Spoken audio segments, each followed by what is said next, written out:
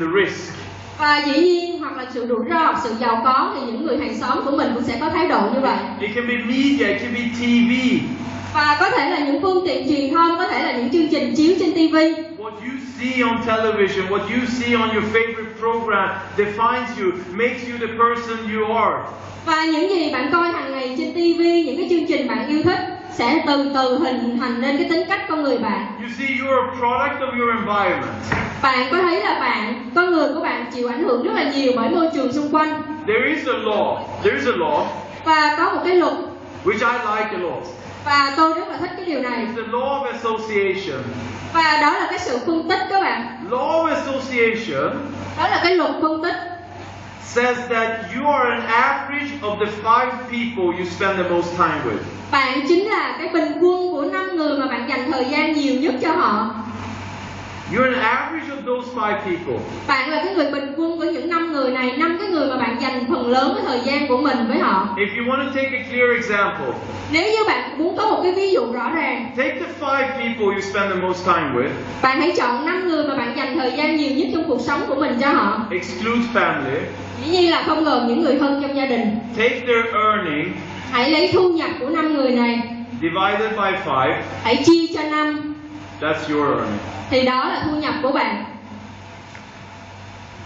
You see, if you have people in a group where you're the smartest person, Và các bạn thấy nếu như bạn trong một cái nhóm, nếu mà bạn là người thông minh nhất, where you have the most motivation and energy, bạn là người có cái nguồn cảm hứng nhiều nhất, you will not be able to pull your group up. một mình bạn, cá nhân của bạn không thể kéo toàn bộ cái nhóm của bạn đi lên, They will pull you down. mà số đông họ sẽ kéo của bạn đi xuống. You gotta surround yourself with the same vision as you. Và các bạn cần phải tập hợp những đội nhóm mà họ có cái năng lượng như bạn. You gotta surround yourself with positive people, people that are somebody, people that want to change the world, people that want to change their world. Và các bạn cần phải làm việc rất là nhiều thời gian với những người mà họ rất là lạc quan, họ muốn thay đổi cuộc sống và họ muốn thay đổi cuộc sống của họ, của bạn. You gotta inspire yourself in order to know what you should run for, what you should aim for.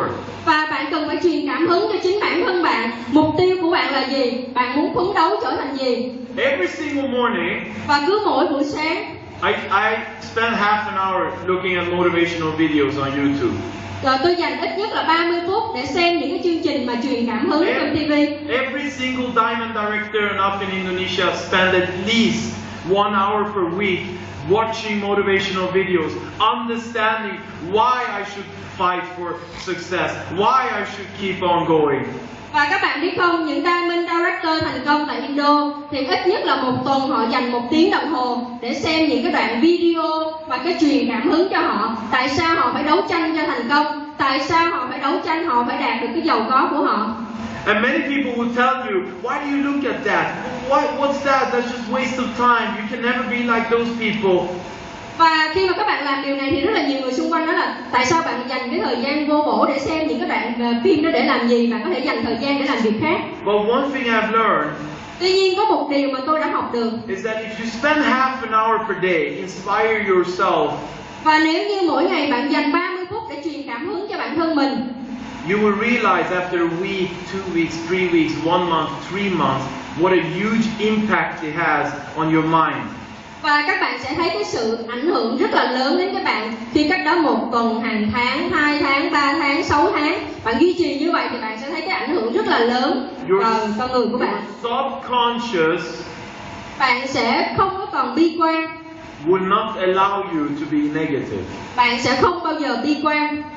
It will not allow you.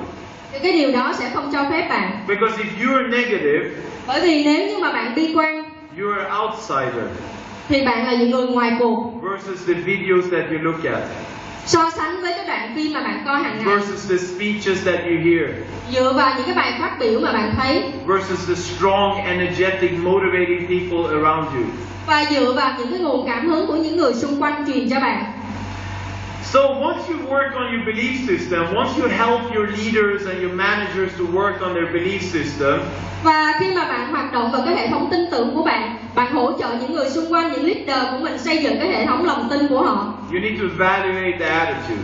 Và các bạn cần phải đánh giá cái thái độ của mình.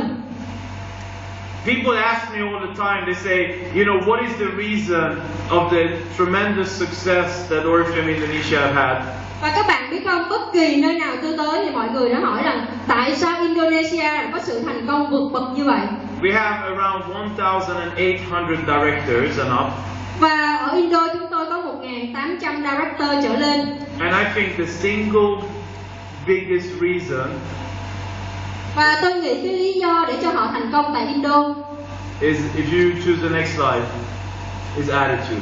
đó là cái thái độ của họ. Attitude, only attitude. Chỉ có thái độ của họ thôi các bạn. You think it's easy? Các bạn nghĩ nó dễ dàng không ạ? It's not easy. Không có dễ đâu ạ. Sometimes it's very tough to be an ORIFLAME consultant. Và trong những cái thời gian nhất định rất là khó khăn thử thách để trở thành tương nhiên ORIFLAME. Service levels are down, they're out of stock, there are complaints, there are obstacles all the way. Và thỉnh thoảng thì các bạn biết chúng ta đối mặt với dịch vụ Internet bị gián đoạn, chúng ta bị hết hàng, rất là nhiều thứ. But we have 1,800 people that are the most positive leaders ever.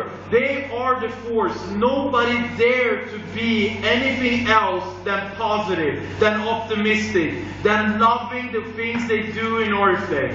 Và tại Indo khi những tình huống nó xảy ra thì tôi có 1.800 leader, những người rất là mạnh mẽ, những người luôn luôn lạc quan. Họ không cho phép có những ý nghĩ tiêu cực. Họ cùng với đội nhóm của mình để vượt qua những cái thử thách, những cái thời gian khó khăn đó. You know, there is a mirror game. The mirror is that almost 20,000 sales force that is outside this room that you are responsible for, that is your people. Và các bạn biết không, như các bạn ngồi ở đây, tuy nhiên các bạn quản lý cái hệ thống mình có thể tới 20.000 người đúng không ạ? Is a reflection of you. Và những người này là cái sự phản ảnh của những cái hoạt động của bạn. You decide how they should act, what they should say, how they should say it.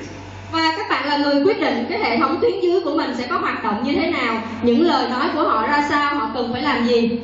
Your personality, và những cái cá tính của bạn, your attitude, thái độ của bạn defines them. là người sẽ quyết định cái tuyến dưới của bạn. You are one of those 5 people in their surrounding. Và bạn là một trong 5 người mà những người xung quanh cái đội nhóm của bạn. So how do you work with your attitude? Và cái hệ thống, cái thái độ của bạn thì như thế nào? So basically we tell our managers, you know, you don't need to change your personality. Và như chúng tôi chia sẻ với các manager, bạn thực sự không cần thay đổi cái bản chất con người của bạn. But you gotta evaluate. Nhưng bạn cần phải đánh giá. You gotta evaluate what is good, you keep on doing it more. Và bạn cần phải đánh giá những cái tính cách nào của bạn tốt thì bạn giữ, bạn làm nhiều hơn. What makes you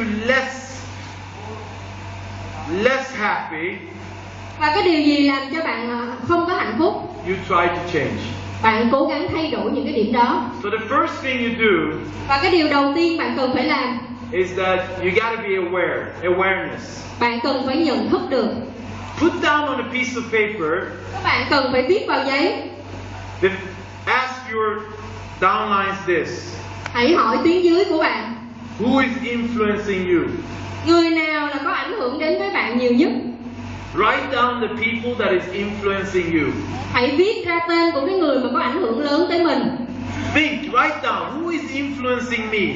Và bây giờ mình sẽ hỏi là cái người nào sẽ là cái người ảnh hưởng lớn tới mình. You know, is it my brother, sister? Is it my best friend? Is it my mother or father? Is it my boyfriend or girlfriend? Is it my husband or wife? Who is influencing you the most? Và mình sẽ hỏi là cái người nào có ảnh hưởng nhiều với mình, là anh mình, chị mình, em mình, ba mình, mẹ mình, bạn gái của mình, hoặc là những người thân của mình. Ai là cái người có ảnh hưởng lớn đến bản thân mình? And then after you're aware of who is influencing you on what? Và khi đó thì mình biết được ai là người có ảnh hưởng lớn đến mình và ảnh hưởng về vấn đề gì. You gotta start understand the negative patterns. Và khi mà mình biết được như đó thì mình sẽ hiểu được rằng cái điều nào thì có ảnh hưởng tiêu cực, cái nào thì ảnh hưởng tích cực. So where are the repeating patterns in your life? Và cái điều gì sẽ lặp lại trong cái quy trình cuộc sống của bạn? Have you had those moments where every time you do something, the result is the same? Và các bạn có trong cái khoảng thời gian là bạn làm việc, thì cứ mỗi lần bạn làm cái điều này thì bạn sẽ có kết quả giống như vậy không ạ? And you're not always very happy with the result. Và các bạn không hạnh phúc với những cái kết quả mà bạn đạt được. That's where you should understand. The repeating pattern that you do is the result that you get. Và đó là cái thời khắc mà bạn cần phải biết, tức là những công việc gì bạn làm, bạn lặp lại thì bạn sẽ có kết quả như vậy. So where do I need to correct my activities? Và đó là lúc mà chúng ta cần phải thay đổi những cái hoạt động của mình khi mà chúng ta có những cái kết quả mà mình không hài lòng. First you gotta understand the patterns. Và đầu tiên thì mình phải hiểu rõ. Then you gotta affect. Và chúng ta có sự phản ảnh. Do you understand? Các bạn có hiểu điều này không ạ? It's like, yeah, if you understand, that's perfect. But I can give you an example. We had a leader Và tôi đưa cho các bạn một ví dụ chúng tôi có một leader. that was prospecting in the same way Đó là người này tiếp cận người mới cùng có một cách thôi, ngày nào cũng làm như vậy. that she had done for the past 3 years. Cô ấy đã làm 3 năm như vậy cùng một cái phương pháp.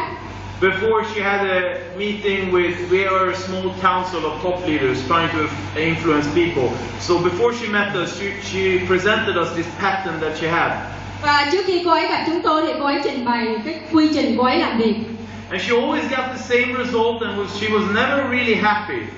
Và khi mà cô ấy lặp lại cái quy trình làm việc, cái quy trình tiếp cận người mới cùng một cách như vậy, kết quả cô ấy đạt được thì cô ấy hoàn toàn không có hài lòng. So we told her, please write down exactly what you do.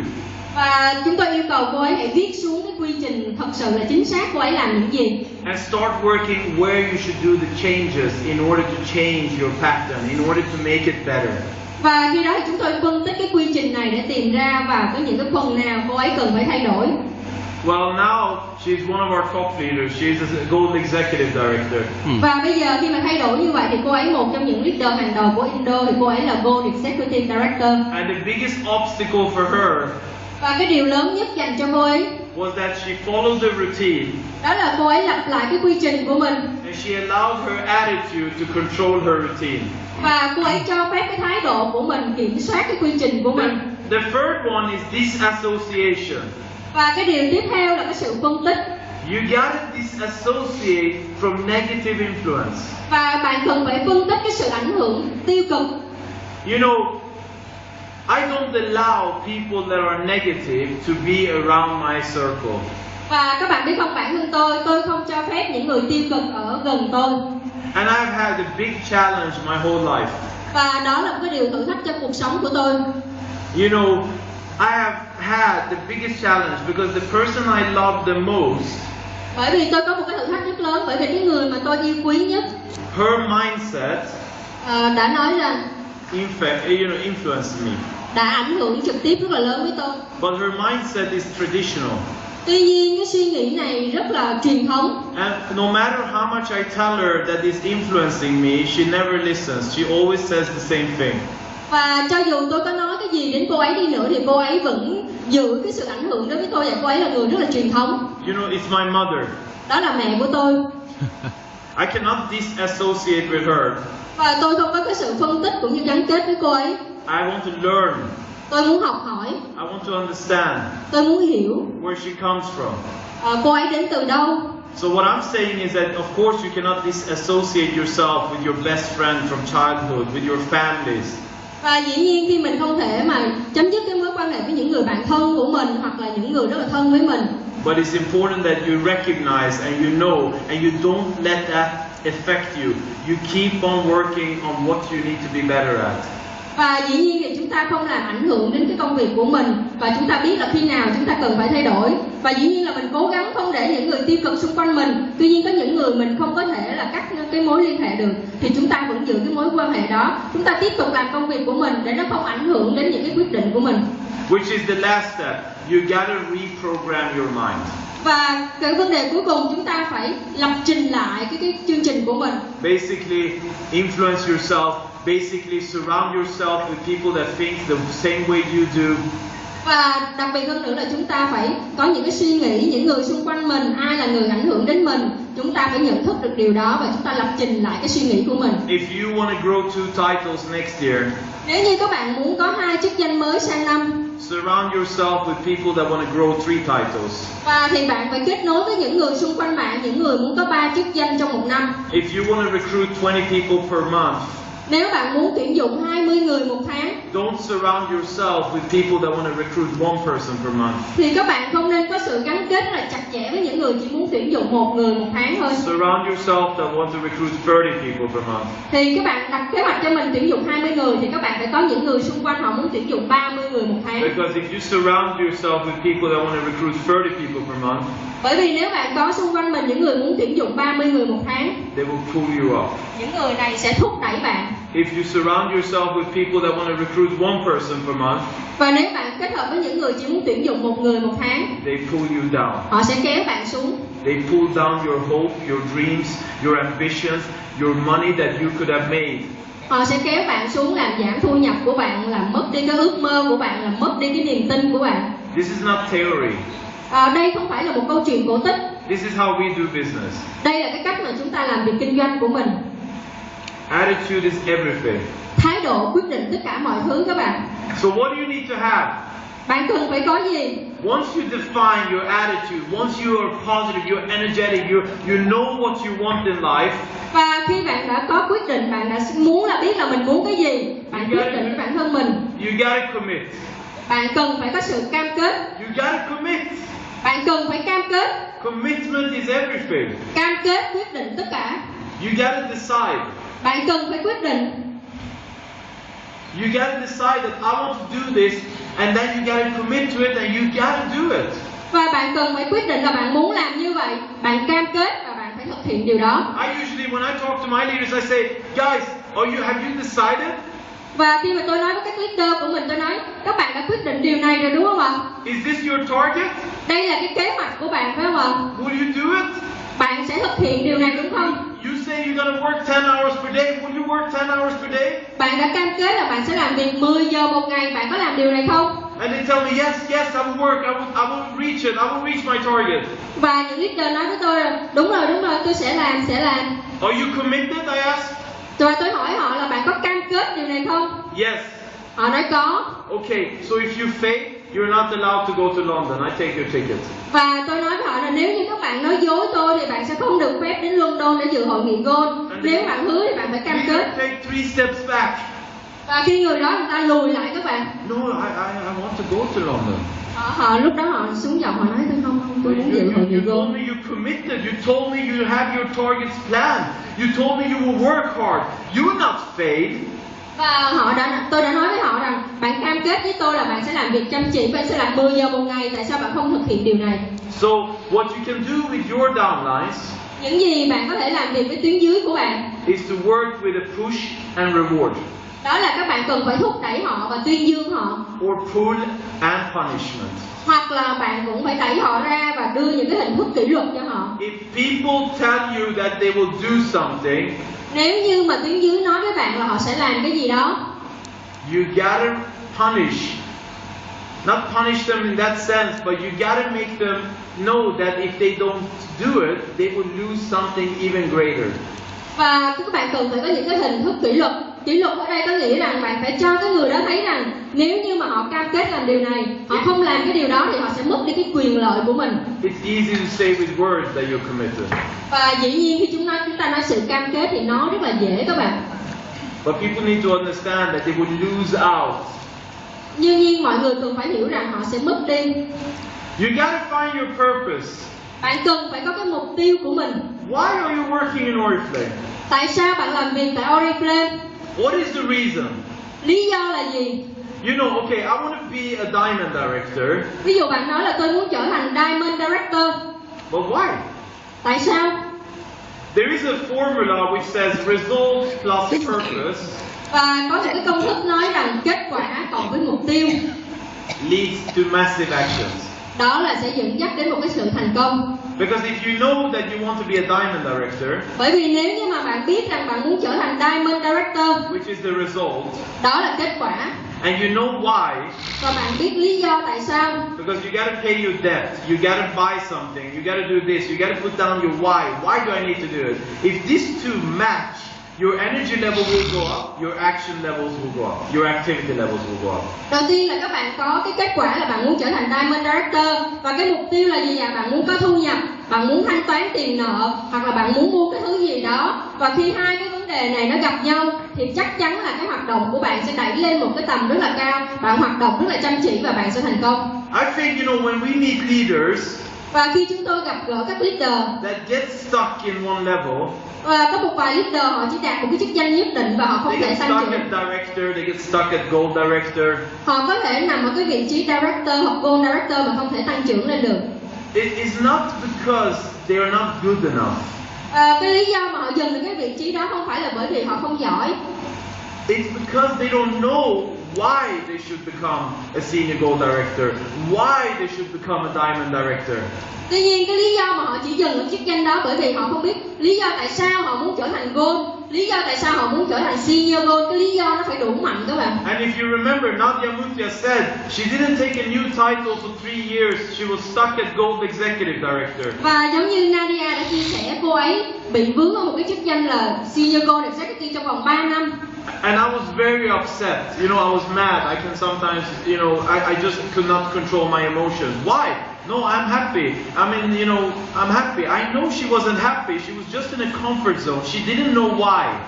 Và khi mà trong vòng 3 năm đó thì tôi cảm thấy rất là buồn. Thỉnh thoảng thì tôi thấy giận dữ và tôi hỏi cô ấy là tại sao bạn không tăng trưởng? Cô ấy nói là tôi cảm thấy hạnh phúc lắm, tôi hài lòng với những gì đang có. Tuy nhiên là tôi nghĩ là cô ấy không có phải là rất hạnh phúc với chức danh đó. So I had to find the why together with her.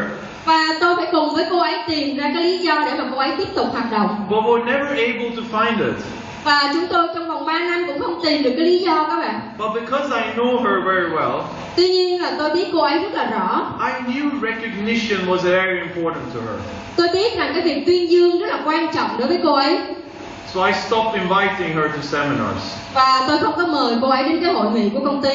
I stopped asking her for having speech on the stage. Và tôi không có yêu cầu cô ấy phát biểu trên sân khấu. Her downlines passed her in the in top 15 ranking. Và tuyến dưới của cô ấy vượt qua cái thứ bậc của cô ấy trong 15 leader hàng đầu của toàn cầu. And slowly she started finding her why. Và sau một thời gian như vậy thì cô ấy đã tìm được cái lý do tại sao cô ấy tiếp tục muốn phấn đấu. And when she started working, và khi cô ấy bắt đầu tiếp tục hoạt động lại, in 1 year, trong vòng 1 năm, she became Sapphire Executive cô ấy Director. trở thành Sapphire Executive Director. She became number 1 in ORIFLAME Indonesia. Cô ấy giữ cái vị trí số 1 tại Indo. She became a member of the global top 15. Và cô ấy trở thành 15 leader hàng đầu của toàn cầu. And her energy and positivism Và cái năng lượng và cái sự tích cực của cô ấy made ORIFLAME Indonesia grow with 30% last year. đã giúp cho ORIFLAME tại Indo tăng trưởng 30% trong năm 2014. So don't underestimate purpose. Và chúng ta đừng có đánh giá thấp cái mục tiêu của mình.